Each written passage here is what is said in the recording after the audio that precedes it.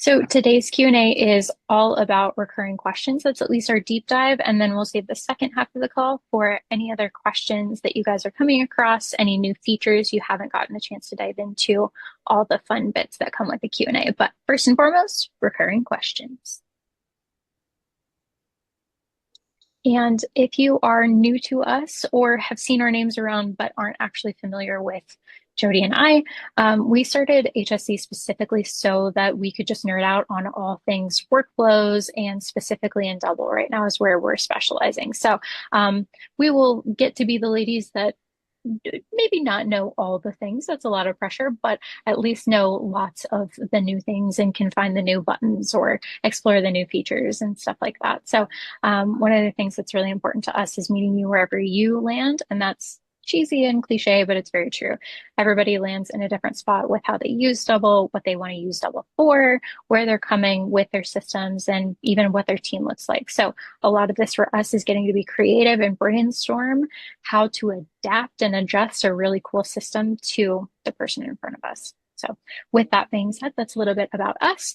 And one thing that is super important is not to should on yourself. Now, I didn't say a curse word there. Should is kind of a curse word, but it's not anything else with an S word. So one thing that's really important to us is just making sure that you understand that these are all ideas for inspiration, not more pressure on yourself to be using all the features in Double and to be using it to its full advantage. That can be a goal that you have to utilize the software, right? Because you're paying for it.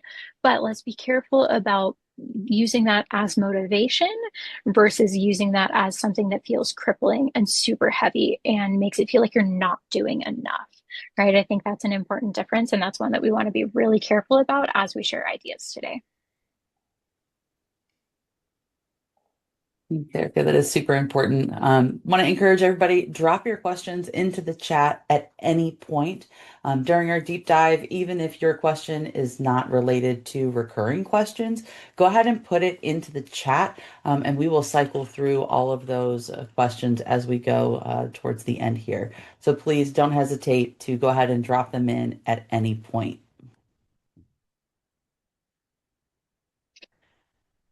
And the last bit of housekeeping here is that a recording of today's call will be available on Friday. It'll be sent out to everyone, and we'll also be posting that to our YouTube channel as well. All right. So today, as we mentioned, we're going to do a quick deep dive into the reoccurring questions feature, give you a quick overview, give you some common examples that we've seen and some creative ones as well, and then show you how to set those up. And then we are opening it up for live questions as they come through, but we'll also answer some additional questions that were not addressed in last month's Ask Us Anything. So we have lots available to share with you today.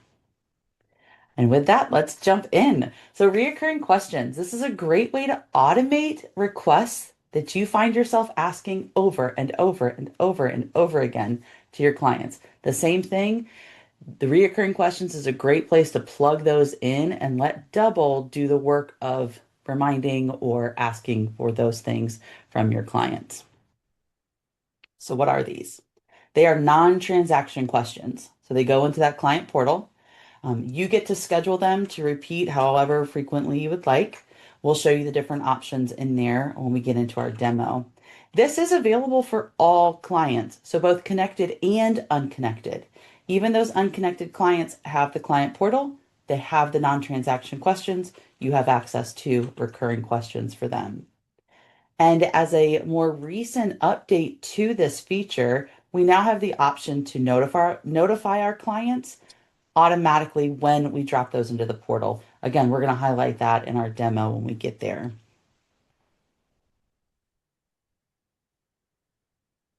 And this is one of those features that has a bit of an iceberg, right? Has a surface level, what can we use this for? And it just goes deeper and deeper and can be used as creatively as you want to. So most common uses are things like your monthly statements for those accounts that you may not have access to go download the statements, right? So instead of sending an email with, hey, here are the 5 statements I need, let's go ahead and automate that request so that you choose when it drops in and it just drops into the client portal and allows them to upload it directly to that question, which also means that we will be getting maybe not less of those uploads that have just a string of numbers and characters, but they're at least attached to a question so we know what those statements are when they pop in. Another really common example is things like payroll timesheets or like hourly sheets. If you need to ask for inventory counts or them to complete a spreadsheet so that you can do anything on the back end for inventory, those are all really common examples for things that you would have to usually send an email and set a reminder for yourself to then go send an email where we can take you as the middleman out and let Double do the executive work to think and drop these questions in. Like I mentioned, these can get as creative as you want. So we've also seen people in the community use these for cash on hand balance, for scheduling your meetings. Like, hey, it's the 5th of the month, your reports are in. Let's go ahead and schedule that meeting. Here's our Calendly link. Something like that means one less email on us. We can even get creative for things like asking for somebody's tax return at year end or an annual report reminder to say, hey, your annual report is coming up, go ahead and make sure that you fill that out or keep an eye out for it. So, like I said, these can get as creative as you want just to allow you to take some of those emails off your plate. And here's a quick look at a set of questions that we have in our demo that have already been set up. So you can see that we've got tags are available that you can put on there. The bold here is essentially a subject. So you've got your subject and then your questions in here. Repeating frequency. You can see at a quick glance when the next one is scheduled to drop into the portal. And then this is that new feature I mentioned where it says you can notify your client. You can turn this on or leave it off. And then you've got some additional actions in here as well, including a preview to be able to see what that email is going to look like if you turn on notify clients. Now, a great thing about these is that they are set individually for each client, so you can customize it as much as you need. Now, also, the downside to that is there is not currently a template, a way to templatize these. So it is something that you do have to go into each individual client to set up. But once you set up, it'll keep going until you turn it off or stop them. And we've got a tip later on about how to make this a little bit easier until we actually get a template. And I'll also drop the Canny like feature request link here in the chat so that we can all go upvote and stay up to date with when that actually gets rolled out. Yeah. Yeah. Popular request there is to be able to template them. A couple of quick tips that we highly recommend is to be as specific as you can in your wording. With that, it's like one request per question. The reason for this is so your client doesn't accidentally miss part of your question.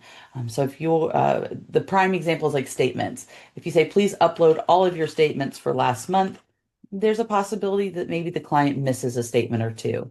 So if you have one question per statement, then the client can easily go through and check off each one and see which ones are still missing. Um, and so being as specific as you can in your wording can really help streamline that on your end, definitely. But it can also support your client too in making sure that they're getting you exactly what you need. It also comes into play with having your auto reminders, if you have those set to help you out.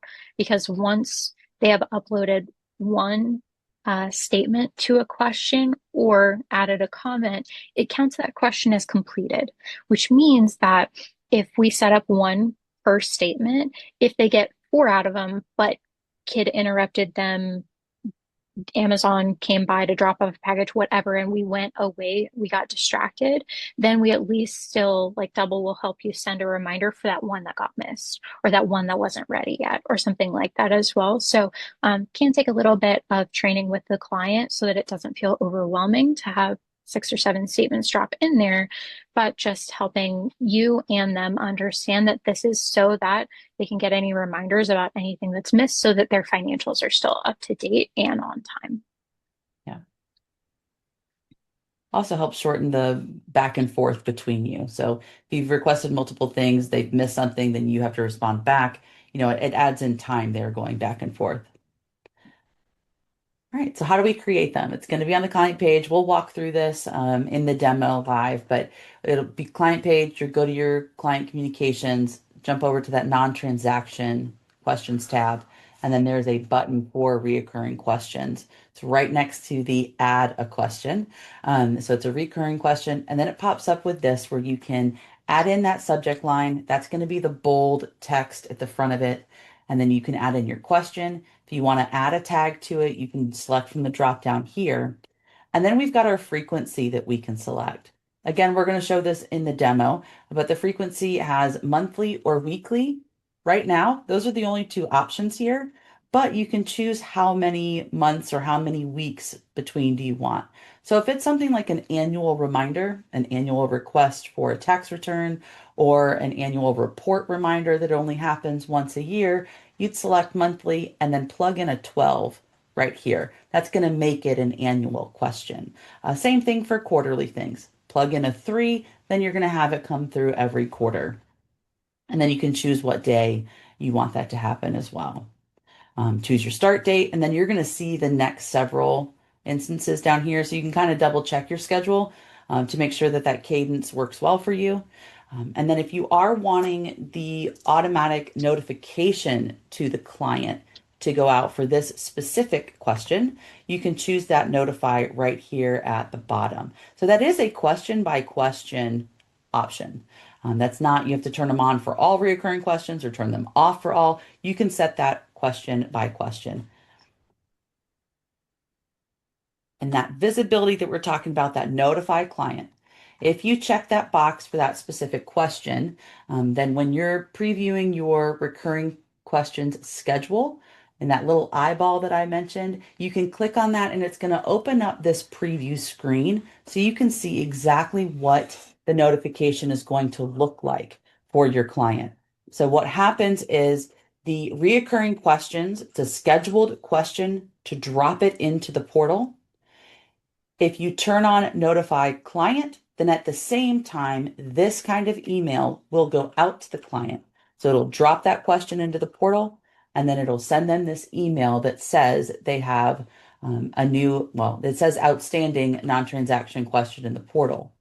The unique thing about these reoccurring question notifications is that it includes the question in the email. So the client can easily preview that before they jump into their portal. So they can see, oh, she's asking me for bank statements this month.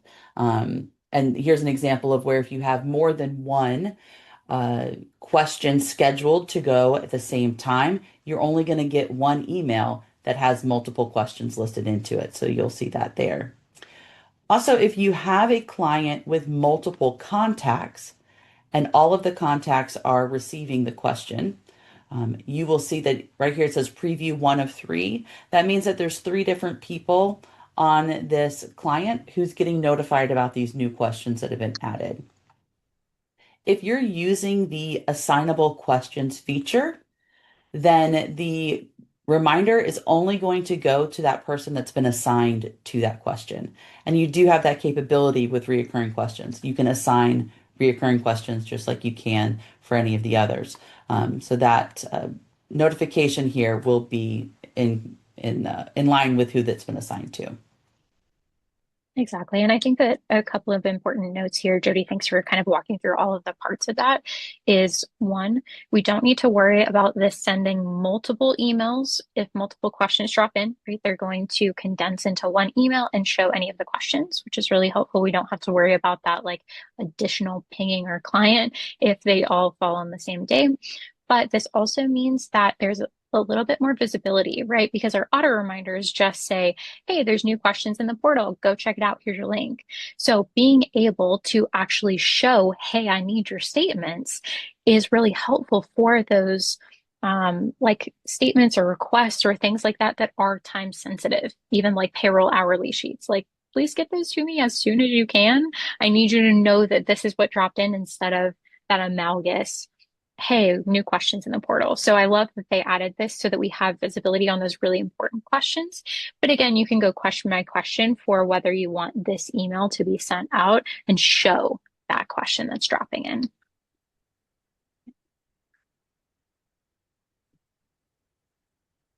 One thing that I think is really important in the meantime, until we're able to have some of those templates, are is to actually set up a reminder in your onboarding workflow.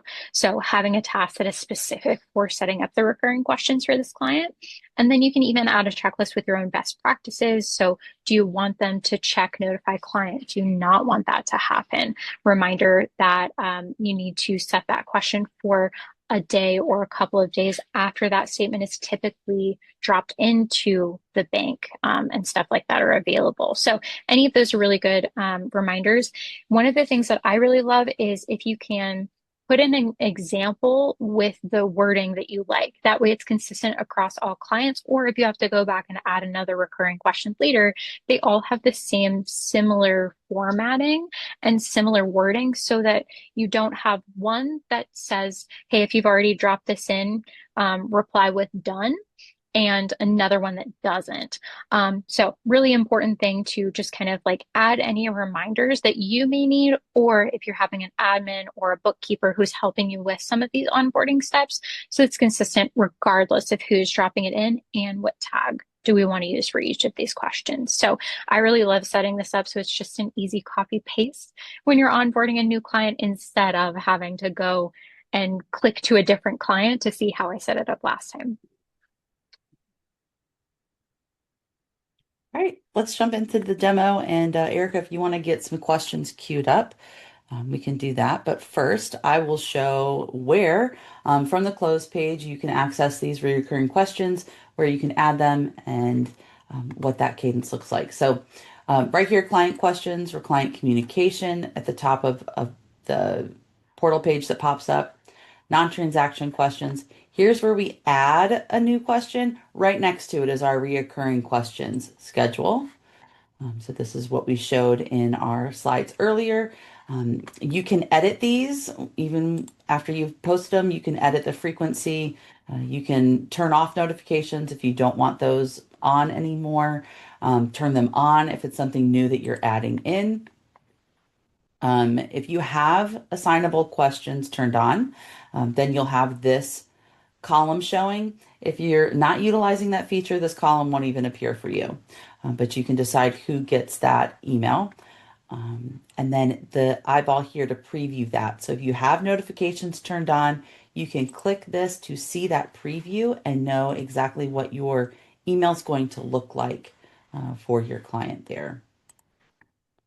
To add a new one, we'll come up here to add reoccurring question. Same thing that I previewed in the slide. You can add the subject, choose from if you have assignable questions on. You'll have that available. If you don't have assignable questions turned on, this option won't even appear for you.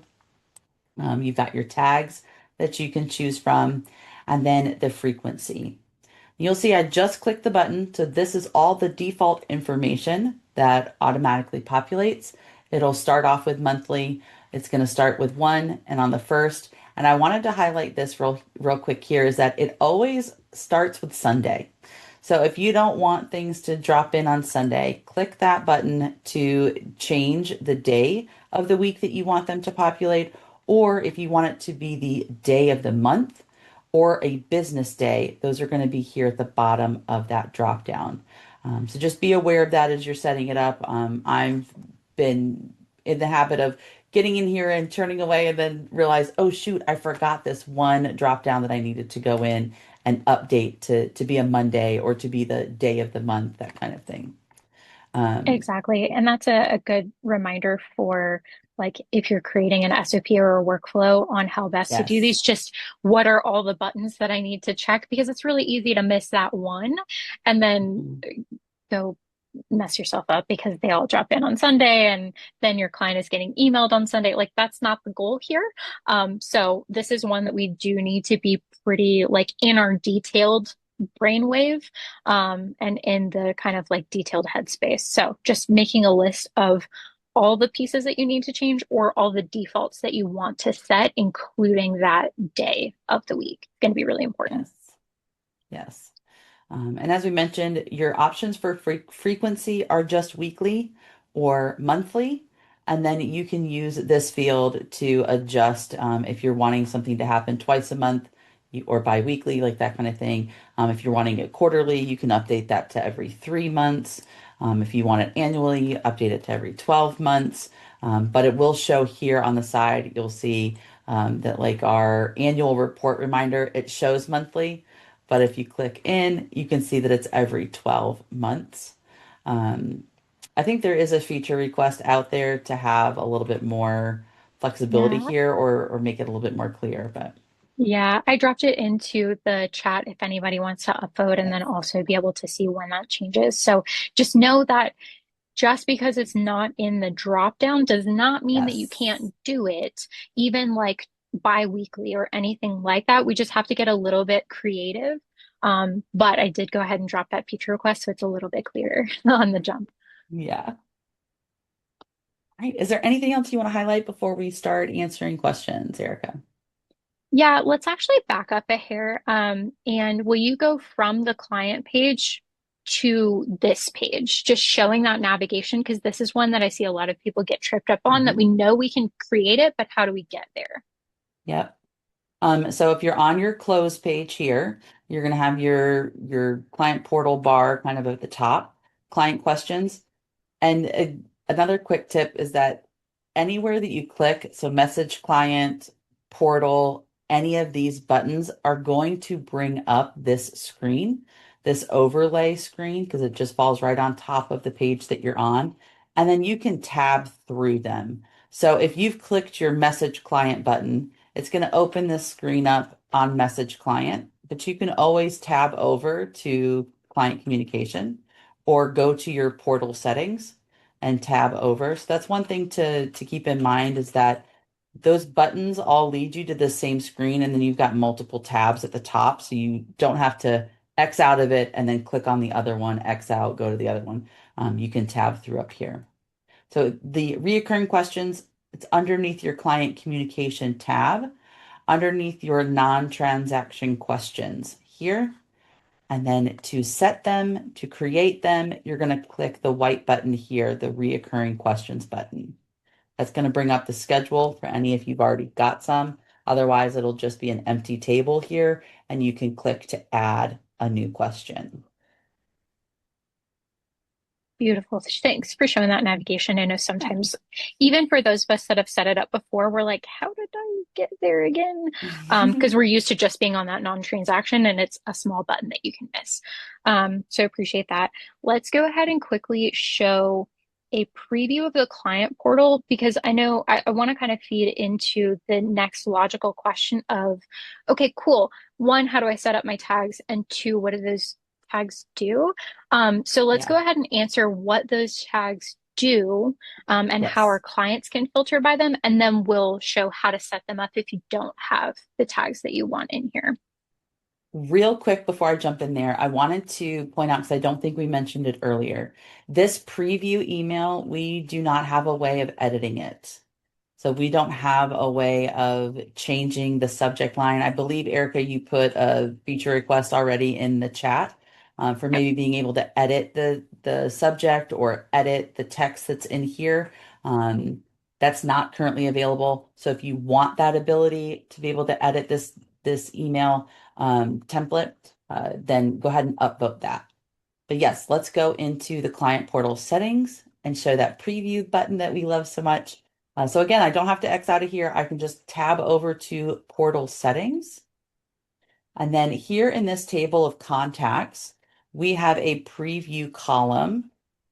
Click on that and you're going to see this specific contacts preview. So you can see we've got a lot of options now for what we can turn on and have available to that specific contact. And if we don't want it shown, then we're not going to be able to see it. So the preview will show exactly what is on the portal for that specific contact. And this is the preview for our contact Frank here. We can toggle between settings if he has them. So if he had multiple, if he was a contact for multiple clients, you'd be able to tab through those here in your preview as well. Our non-transaction questions here, and we've got the tags listed on here as well. So it helps to make those questions stand out. It gives a quick glance for your clients to see, oh, these are all payroll, these are all statements, but they also have the ability to filter. So if they wanted to sort for payroll, they can do that and only see payroll questions.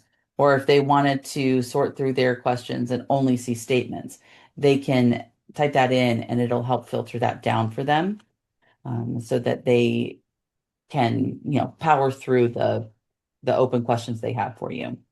Yeah, in the same way that it allows us to chunk down, it can be really helpful for a client to know how to chunk down themselves and be able to just show statements so that I can be in that mode and not have to bounce back and forth between a bunch of different questions or prioritize the ones that are payroll since I know that those are really time specific, stuff like that.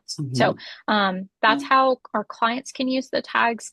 Now I think let's go ahead and show how to create or adjust those tags, because they are different than our task tags. There are question tags and task tags. So let's make sure that that's really clear when we're talking about how to create those. Yes. All right, so that is going to be a firm-wide practice setting. So you will come up to the top right corner here, your settings wheel, practice settings, and this is going to be found um, under things get moved around, so making sure it's still in the same place. Under workflows, nope, it's client Workflows are portal. where you're going to find the task Task. tags for us internally. The client Yes. portal is where we're going to be able to find the actual tags themselves. So that's Yep. why I wanted to highlight that because Yes. different tags, which is really important. We have one set for us internally on our tasks. We have a different set for our clients externally on our questions. So I believe it's in Yes. client portal. Yes, it is. Yep. So Okay, that practice management workflows, that's where the task tags are. Client portal is where we're going to have our non-transaction questions. And there this we is go. where you have your tags here. Exactly. So, just like tags in different areas of double, we can edit the color, we can remove, we can add. Um, we ultimately, there are two styles of tags that I've seen used in the community. There are lots of different ways to go about it, but generally two schools of thought. And this is not to say this is the only, right, like a limiter, but typically I've seen questions that refer, or tags, sorry, that refer to the type of question, right? So I want to be able to filter by statements or by yearly or by tax, things like that. There is another school of thought of being able to list priority level. So this is my high priority. These are urgent. These are mid priority, or these are low, or as you have time, things like that. So you can do one or the other. You can do a blend of both. Either of those are fair game, but just wanted to give you the understanding of where do I go edit these if I don't have the type of tag that I was hoping to find, and then what are my options? Like what kind of tags could I add? So most common that I see are statement, tax if you do tax, onboarding, and payroll or annual, but you can get as creative as you would like here. Absolutely. Okay, I think the only other thing to cover for recording and just for brainwave's sake while we're on these is where do we update and adjust our automated reminder frequency for other questions that are going out, right? Yes. For if we're not hitting notify client, how can we set up those reminders to make sure that they don't just silently fall into the client portal and then nobody knows they're there? Yep. Yep. So underneath the client portal, still here, the first tab is reminders. This is where you can set that frequency for when does this automated reminder email go out. Keep in mind that the automated reminder emails will only go out to the contact if they have unanswered questions in the portal. So if they're caught up and there's nothing in the portal, they will not receive this email. It is only for unanswered questions that are there. They would get this. And you can turn, so you set the settings here for the frequency, and you can edit the text of the email. Those are practice wide. So firm settings at the top here, but you can turn them on and enable them or disable them at the client level. You can also do that in bulk from here. So all client settings. Um, Scroll out. You can see it. Um, in your all client settings, you've got client portal reminders. You can turn them on or off, email or text for client by client. So you choose which clients will be getting them, and then you can also choose that cadence of when they go out, and you can schedule up to two. So if you wanted to schedule a second one, you just click add another reminder. It will be the same email both times, but you do have that option to be able to set multiples. Beautiful.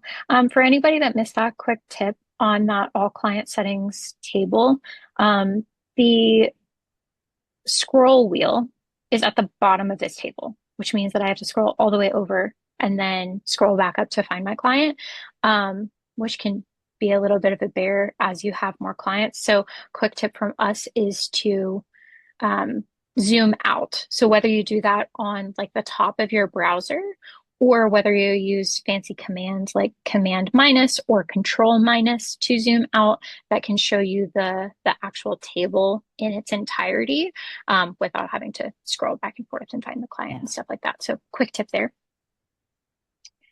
Okay, I think that is a really good overview. Absolutely, anybody on the call, feel free to drop any questions into the chat if you have any more about client portal questions, recurring questions, anything that we didn't cover on that vein. But Jody, let's pop to one question from our Q&A last time that we didn't get to, and then let's pop to Leslie's question next. So Okay.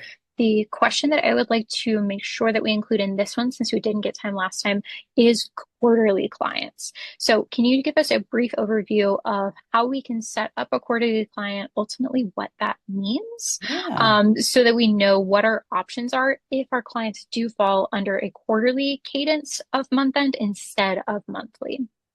Yep, so I'm going to show you two places where you can turn this on. The first is while you're adding a brand new client, you can click right here to switch to quarterly. So by default, it's going to show a monthly close, but if you want that new client to be in here quarterly, you can click that here um, to switch to a quarterly close when you're setting up the client.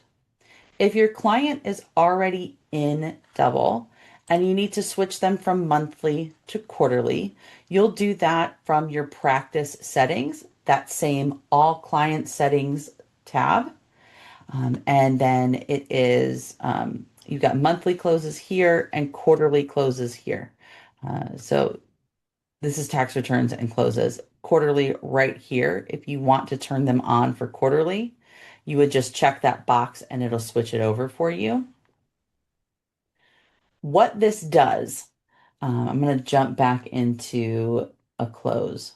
So what this does is it changes this bottom closing period. It'll also update how often you get that notification that says, hey, would you like to open the next close period? It'll change that to quarterly instead of updating or asking you the first of every month. You'll get the first of every quarter if you want to populate that um, the new close. Down here, all of this will stay the same. It's just your due date. So how frequently are you going to be doing this work? Are you working on the client every single month and you're going through all of these things on a monthly basis? If that's the case, you may choose to keep them in double as monthly. Otherwise, there are some workarounds that we've seen that people do for quarterly clients. If they want the close period to remain quarterly, this would then say like Q4 or Q1, Q2, that kind of thing. Um, and a workaround could be that underneath you would say like month one, month two, month three, and you can check those off as you go throughout the quarter and then do your final review. So that's a quick overview of where the setting is to change it from monthly to quarterly. Yep, and I will find the canning request. I know it is a popular request to be able to do Hmm. annual in the same way that we can do Yes. choose the frequency between quarterly and monthly. So I'll drop that in. But as an overview of the detail that Jody mentioned, ultimately this is just going to change the frequency of your closes. And in the same way that you can start a new close and all your tasks repopulate, it's the same thing, but we don't have to like skip a month or skip 2 months and then start the next one or do anything crazy like that. It just gives us that option to be able to do Q1, Q2, Q3, and choose our due dates accordingly. So, Yep. really good mention there, Jody. Thanks for giving us an overview on that. Yeah. Okay, next up, Miss Leslie has a question. So her it seems like on the inbox screen, she has two inboxes with the same email address going on. Let's see if we can help troubleshoot um, Yes. what I may be need to going on turn there. it on again for our demo. Our demo doesn't have the inbox on anymore. I don't think. Is Let it me the double emails check. tab on that one that you were just on? No, I think she's talking about in the main inbox. Give me just a second. Let me turn the setting back on.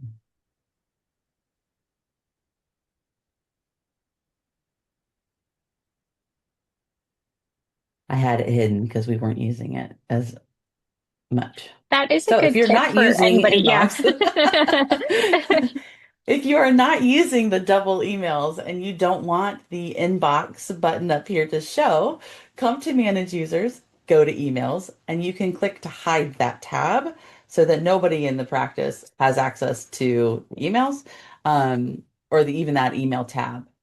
So I think what she's talking about, and Leslie, let us know if we're not addressing your question, but I'm going to give it a shot first.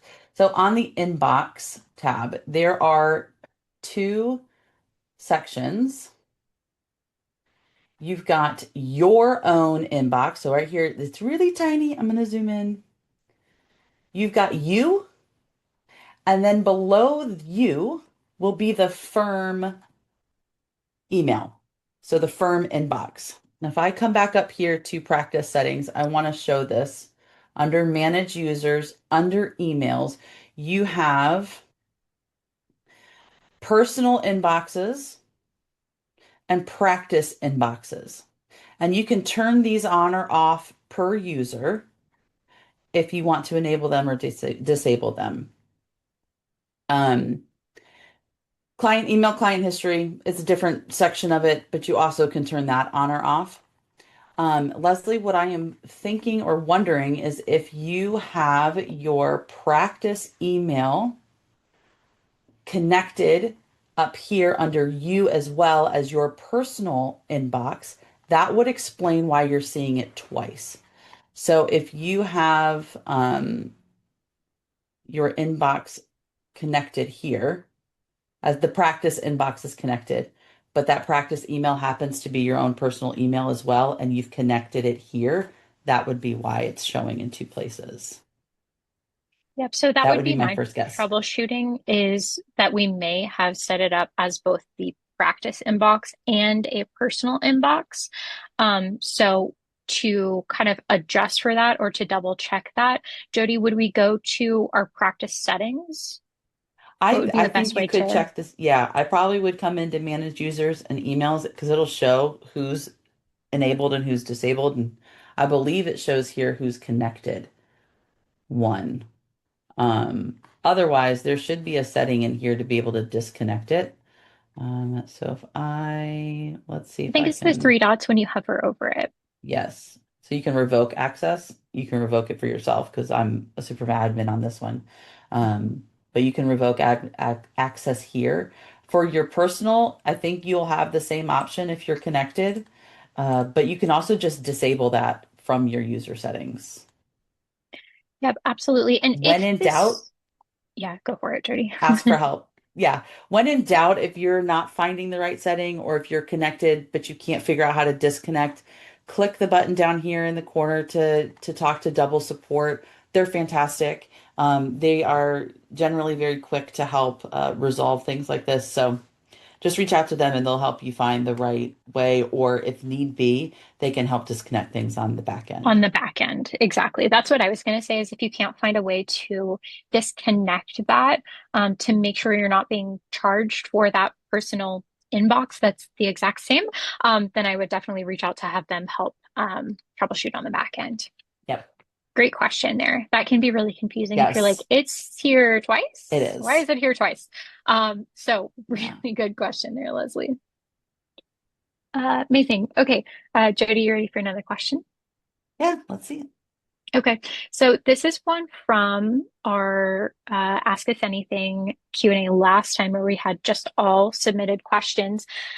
I am going to take a stab, but this is a whole rabbit hole in itself. So I'm going to give like the high level overview without trying to get too nerdy, and I'm going to do my very best to not get anybody lost in the weeds, but pardon me if I do.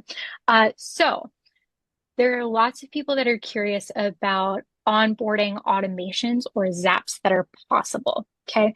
Um, Again, I'm going to give an overview of what's possible without going into depth about how to set it up. If you are curious about this is one of my nerdy hyper fixations. So email us and I'm happy to nerd out with you. But overarchingly, there's a lot that goes into onboarding, right? There's a lot of steps, there's a lot of manual stuff. Go add the client, go drop in this template, then go update who the preparer and the reviewer is, things like that. Okay. Those all can be automated using a tool like Zapier. Um, and if you are a special case who is using Anchor, Anchor has an automated, like an already integration. I don't know the best way to say that. Has an integration with Double so that you don't have to use Zapier as a middleman. You can just set that up inside of Anchor. Okay, so reeling it back here. What's possible in onboarding? So there is lots more beyond the scenes. This is an iceberg in itself, but in general, we can automate adding a new client. We can automate adding a new template, right? So which task template do I want to drop in? Do I want my new client to already have onboarding set up for them? We can automate adding contacts and adding things like filling in properties. So any of those are the most like easy to set up without getting too nerdy or too technical or way deep in the weeds with Zapier. You can do plenty more beyond that, but those are the most common actions that you can do to take some of this off of your plate when it comes to onboarding. So that's a quick overview. Definitely, like I said, we can go way more in depth if you're curious about that. But that's quick overview for sure. I just pulled up real quick the Zapier website. Look up double HQ integrations, and it's going to show you everything that it can integrate with. And even without having a trial or anything, you can tab through some of this information to see what is available. I'll drop this um, into the chat. Absolutely.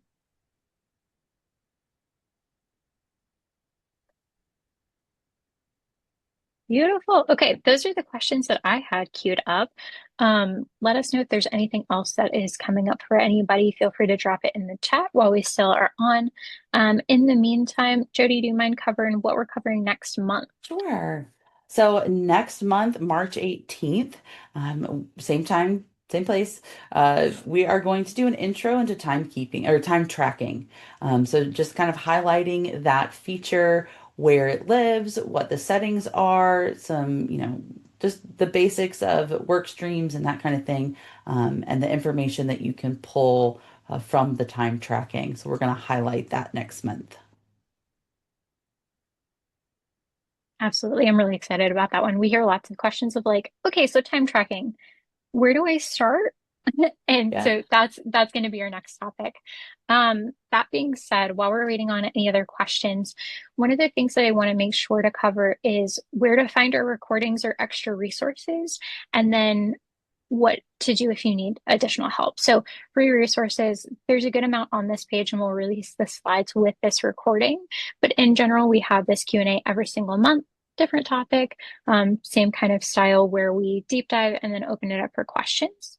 All of those are posted on our YouTube channel. So it's a QR code on the far right side, which is also really fun if you're like, oh, what else have you guys covered? Oh, cool. You covered onboarding or you covered templates, stuff like that. So if you want to deep dive on previous topics, you're welcome to scroll through and be careful about rabbit holes if you're anything like me. And then we do have an additional resources page if you want a couple of like PDFs on how to use tags or something kind of quick to get you started as a little bit of inspiration in addition to any of these Q&As. Ooh, Katrina, good call out. I will fix that QR code. So follow the link, not the QR code on the middle one. That's one of those that needs to be updated with the keeper to double change. So great call out, Katrina. Thank you. That being said, any of those are freebies you are more than welcome to dive into at your leisure. If you realize you need help, whether that is brainstorming an onboarding Zap that you're really curious about, whether that is getting a set of eyes on your account, or hey, what else can I be using? Or how can I make this less clunky or anything like that? We do diagnostic reviews all the time to give you a little bit of insight, or we can go deeper into helping you set up recurring questions or helping you get templates set up so that you have SOPs in there if you're hiring, all the way to, hey, I love the concept of double. I don't want to set it up. Can you guys do the actual clicks for me? So we try to offer full spectrum anywhere along that, including team training. If you want just somebody to kind of cheerlead, give best practices to a system that you are still getting familiar with, and don't quite feel comfortable enough to do a team training yourself. So wherever you land on the spectrum, if you need any amount of support beyond the freebies, definitely reach out. We offer a free 30-minute like intro call where I can help answer questions or shoot you in the right direction. And then we're happy to help beyond that as well. Beautiful. So that's kind of our housekeeping. Okay. So question from Joyce. Let me make sure there's not any others. Beautiful. Okay, amazing. So from the task view, when you are replying to an email linked in the task, the reply is limited to the firm email. Is there a way to change this in the settings so I can reply using my own email? That's a really good question. I believe so, but let's double check. I'm trying to think. Do you know of a task off the top of your head that's linked to an email? Not off the cuff. So I would go Okay. ahead and just quickly show that just to get it set up, honestly. Okay. Let me just link this to something real quick. So this is fun Bear to with me. note while we are buffering here. Um, you can link an email to an existing task, or you can create a new task with that email linked. So either a fair game. So she's saying from the task view. So like from the, I'm going to go Yep. to So this close. yeah, exactly. That's what I would do just to make sure you're getting the actual view of it. We'll give the computer a chance to get Yeah. itself together. Zoom and double don't play nice sometimes.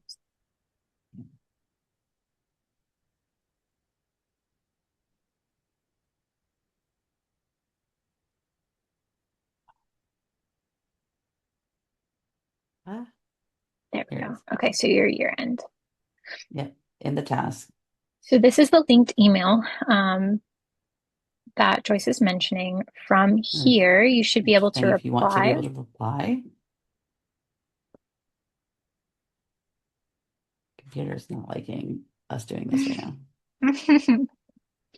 All They right. won't do So that. from, and it's only giving you the choice of the one email. You are right. And I think this is probably I would say um, that this is a a bug that glitch. we need to Yeah, this report. is a bug that needs to be reported to Double. Because we saw when we were looking at our inbox that we have multiple practice inboxes. So both of them should, in theory, be showing here. And you're absolutely right. They are not. So I would And definitely that's, report this. yeah, the reason I would report this as a bug is this is not, Double is not able to do it. Because if we go in to create an email um, from that like inbox page, you can choose. That drop down allows you to choose which inbox you're sending this back from. So it seems like there's a limitation on this view or this window. So Joyce, like we talked about a little bit earlier in the call, going down to that chat bubble and sending them a screenshot is going to be your most helpful to make sure that you're one, reporting the bug because it's not just you. There's nothing you're missing in your account. But two, that if they include you in the bug link, they'll also, or bug report, then they'll also be able to give you an update when this is fixed. So, um, good mention there.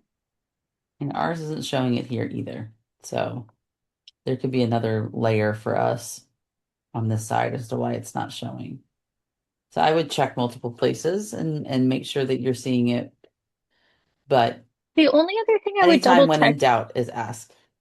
yeah, the only other thing that I would potentially troubleshoot is do you have access to those different inboxes? You should if you're seeing it on the inbox, Yeah. but you might check your permissions in the manage users setting and just make sure that's not part of the issue. I think it's a bug, but Yeah. that's the two things that I would double check. Yeah.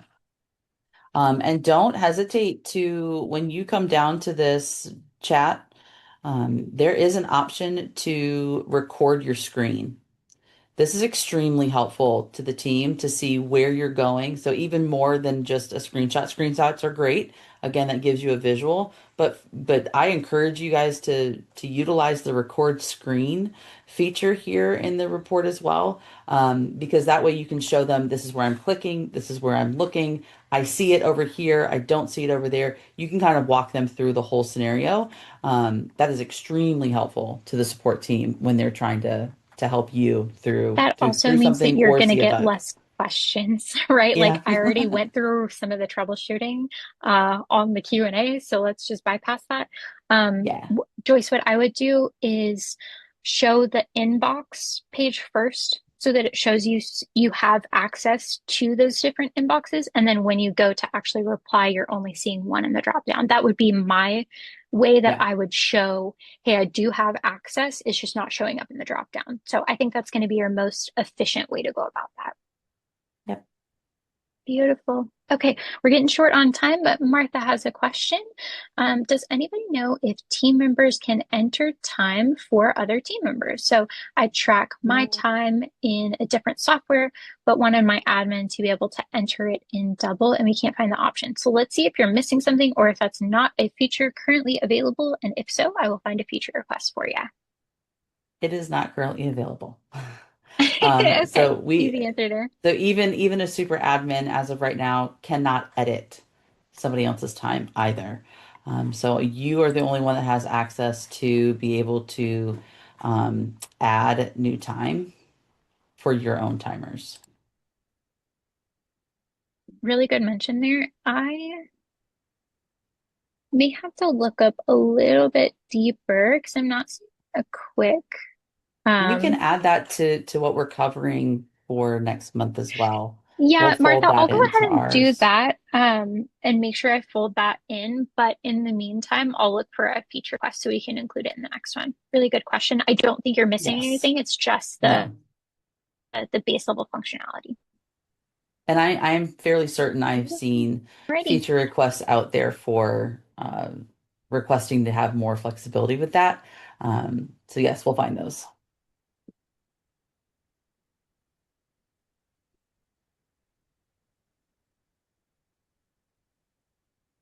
Ooh, Kevin, quick last question. I also use my business email for personal. Is it possible to filter in business clients inside of Double? So, Jody, you might have a more technical answer from me. The baseline is that it's going to pull over whatever is in your native software. So from Outlook or from um, Google. That does mean that you can't, that you see your own labels though. So you may be able to set up an auto labeling that allows you to just go inside of your inbox and see business labels and shoot from there. So Jody, feel free. You're a little bit more savvy on this side. I feel like a little bit of a granny when it comes to emails and labeling and filtering. No, I mean you explained it fairly well. The key thing to know is that this is exactly what your email is. So this would be like kind of a replacement for instead of going into Gmail, You could come in here, you're going to see exactly what you would see in Gmail. So you're not able to just filter in specific contacts or specific emails or specific labels. It's going to show you everything. So that would have to be like Erica was mentioning, maybe you set up separate labels or filters within your inbox for personal and for business. And then you would just click on your business when you're in here. Maybe you just click on the personal when you're in your usual. But this is going to mirror exactly what you see in your other inboxes or your other email platform. There's not a way to differentiate between. It's basically all or nothing. Now, Jody, I do have a harebrained idea. So it may get shut down immediately, but do you know off the cuff if we can create an inbox for an alias here inside of Double? So you can use aliases, but a key thing to remember about aliases, especially with Gmail, because I've played with those the most. That's the most experience I have is with a Gmail alias. The alias is just what email address is shown outside. On the inside, you can use that alias to be able to filter directly into a label, but everything's still coming through that main inbox. So that's still going to be an all or nothing. It still has that base or that parent account is what's As the driving actual the driver. Okay. inbox. Yeah. So aliases are great, but your main inbox is still going to show all of them. And a lot of things that use aliases, you can use them to like log in to other platforms. For example, we have multiple logins for Zoom. And some of those logins would use an alias that goes back to the same inbox.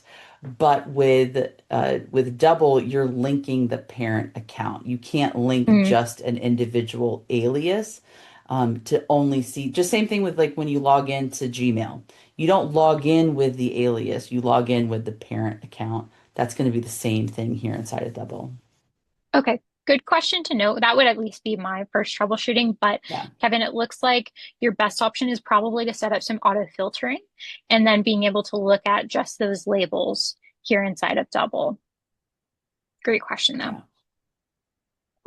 Beautiful. Alrighty, friends. Well, we are right at the top of the hour, so we'll go ahead and cut it because we could talk about Double way too long. So we'll go ahead and give you your time back. Thanks again for joining us. Like I said, we'll have the recording up on Friday if you missed anything or had to jump in late. Otherwise, we'll hopefully see you at the next one where we'll intro time tracking. Bye, Thanks, everybody. everyone.